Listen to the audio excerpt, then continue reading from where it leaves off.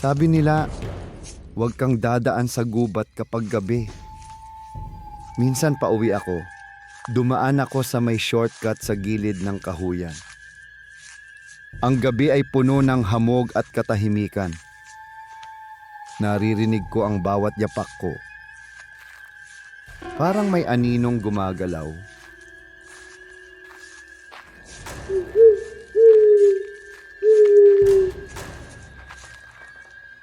Bigla kong nakita ang mga matang kumikislap. Naglalaho at bumabalik.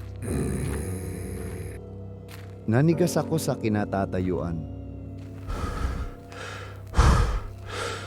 Nakatutok ang titig sa akin. Lumantad ang nilalang, ang tikbalang. Mukha ng kabayo, katawang tao. Tinitigan niya ako mula sa itaas. Haba ng mga bisig, parang bangungot.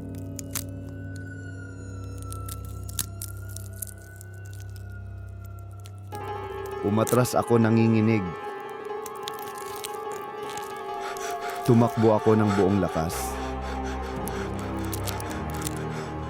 Ngunit walang dulo ang gubat. Halos madapa ako sa pagmamadali.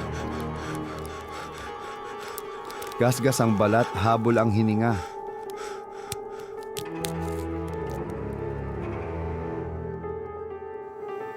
Parang paikot-ikot lang ako. At biglang naglaho ang lahat. Ramdam ko ang malamig na pawis. Tahimik. Sobra ang katahimikan. At narinig ko ang nakakatakot na halakhak.